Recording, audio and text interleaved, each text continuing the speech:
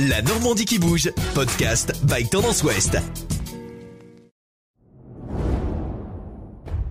Que diriez-vous de découvrir Caen à travers ses légendes, anecdotes et faits divers urbains ? C'est ce que propose Anne Perchet, originaire de Courseulles-sur-Mer avec Petit Mystère dans Caen, un concept inédit qu'elle a lancé en 2017 avec l'appui de l'Office de tourisme de Caen. L'été, moi j'étais la première à me dire je ferais bien un circuit en extérieur, profiter du beau temps et puis que les gens ne soient pas en intérieur, qu'ils puissent sortir, qu'ils puissent découvrir vraiment ce qu'on a à l'extérieur. Donc j'ai commencé moi j'avais déjà en tête quelques histoires, donc j'ai monté comme ça un parcours, un circuit. Et quand le circuit a été monté, je me suis dit je vais aller voir l'Office de tourisme pour voir si ça les intéresse. Je remercierai jamais assez l'Office de tourisme qui a eu le cran et l'audace de suivre une visite pareille. Ça s'appelle quand même Petit Mystère dans Caen, on parle de meurtres, on parle de fantômes. Et ils ont suivi, et c'est la visite qu'on faisait Petit Mystère dans Caen avec l'Office de tourisme qu'on a transposé dans un pack de visites pour que les gens puissent faire cette visite en autonomie. Avec le confinement, avec 2020, avec tout ce qui s'est passé. Après le succès de Mystère dans Caen, cette passionnée d'enquête et de légendes urbaines a décidé de voir plus grand et de lancer Mystère dans le Calvados. On se dit, on va faire Mystère dans le Calvados.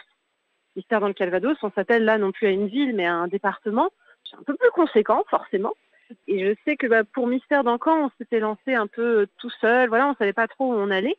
On a répertorié comme ça les légendes urbaines, les histoires, des anecdotes, des faits divers un peu insolites. Là, on s'est dit, quand on va passer sur le Calvados, les gens avaient eu un peu cette réflexion de dire c'est dommage, je vous aurais bien aidé au début. Et on a eu cette réflexion plusieurs fois. Et pour Mystère dans le Calvados, on s'est dit, on va peut-être permettre aux gens de s'investir dès le début, justement, via cette campagne de crowdfunding, de financement participatif. On a lancé le projet, toujours avec un pack de visites, toujours avec une web application qui est dédiée, qui est reliée.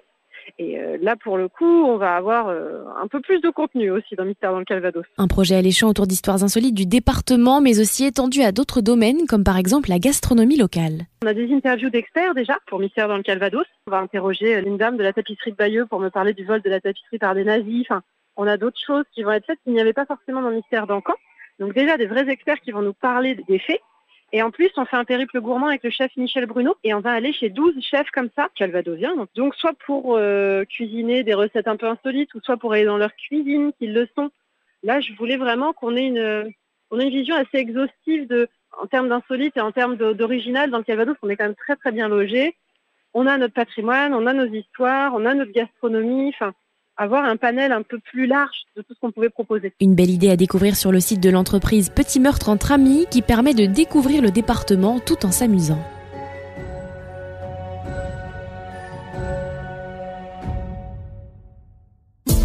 Podcast by Tendance Ouest. Podcast by Tendance Ouest.